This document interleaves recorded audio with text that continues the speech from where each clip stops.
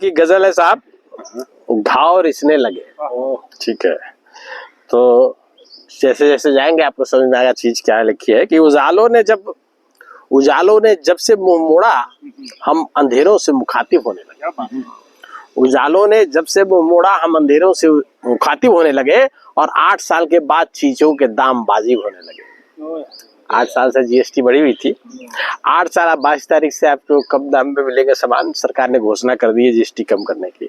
8 साल के बाद चीजों के दाम अब वाजिब होने लगे, और खुद की पीठ थपथपा रहे। बोला देखा कम कर दिया ना, बढ़ाया था किसने वाली सवाल पूछते ही वो रोने लगे। कहते कि ये तो वही बात हुई, डंडा जब थकने लगा तो धोने लगे। डंडा जब थकने लगा तो धोने लगे, और फसल काट के घर ले गए, और जनता ने मांगा तो बीज बोने लगे। फसल काट के घर ले गए, जनता ने मांगा तो बीज बोने लगे। और कहते हैं कि रूस से सस्ता तेल खरीदा, भूटान को बेच के कंपनी लाभ कमा रही। भूटान में 66 में, और हमारा माल हम 100 में खरीदने लगे। वाह वाह, ठीक है। तो कहते हैं कि जिसे लाल आंख दिखाने को कहा, उसे लल्ला बुलाने लगे। जिसे लाल आंख दिखाने को कहा, उसे लल्ला बुलाने लगे, और निर्यात का भट्ठा बैठा और आयात बढ़ाने लगे। स्वदेशी का राग अलाप चाइनीज माल खरीद रहे, असेंबल करके अपना लेवल लगा, माल अपना बताने लगे। क्या बात है। असेंबल करके लेवल लगा, माल अपना बताने लगे। और हमारे उद्योगपति उद्यमी नहीं, दलाल ज्यादा दिखने लगे। तभी तो 9 में खरीदे उनके माल 100 में बिकने लगे। वाह भाई वाह।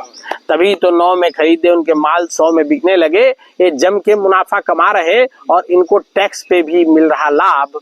दोनों की गठजोड़ जनता को ठेंगा दिखाने लगे। दोनों की गठजोड़ जनता को ठेका दिखाने लगे, और सस्ते तेल के चक्कर में टैक्स बढ़ी, लोग बेरोजगार होने लगे।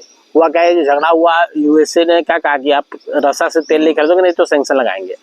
तो भाई सस्ता तो तेल खरीद रहे हो, पर सस्ता बेच नहीं रहे हो भारत के जनता को। ठीक है, और जो यूएस ने जब सैंक्शन लगा दी, तो जितने भी यूएस बेस्ड निर्यात थी हमारी, सबकी भट्टा बैठ गई।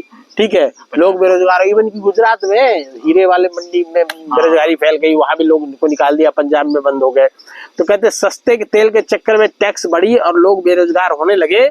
फिर भी कम होने के बजाय दाम तेल के बढ़ने लगे। कम होने के बजाय दाम तेल के बढ़ने लगे। खुद अमृत पी के हमें इथेनॉल की घुट्टी देने को तैयार है। इस कदर 2 तरफा चक्की में जनता पिसने लगे। कुछ पूछिए तो बस एक नाम की चंदन वो सब के सब घिसने लगे, और जो जो घाव अर्थव्यवस्था पे छोड़े, बारी बारी रिसने लगे। ये है कविता का शीर्षक। ठीक है, कहते कुछ पूछिए तो बस एक नाम की चंदन वो सब के सब घिसने लगे, और जो जो घाव अर्थव्यवस्था पे छोड़े हैं, बारी बारी रिसने लगे। सेंसेक्स और सोने की दौड़ जारी है, रोज बढ़ता जा रहा। इस दौड़ की आड़ में धोखेबाज कई जनता को लूटने लगे।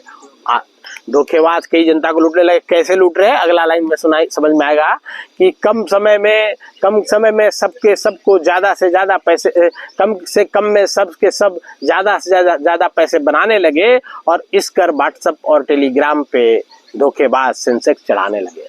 अपना ही सेंसेक्स चला रहे हैं, जो पंकज का भी बाबला बुरा है, क्योंकि इस करके व्हाट्सएप और टेलीग्राम पे धोखेबाज सेंसेक्स चढ़ाने लगे। और जब तक लोग समझते हैं जीवन भर की कमाई लुट जाती है, बाद उसके पुलिस और जनता के धक्के खाने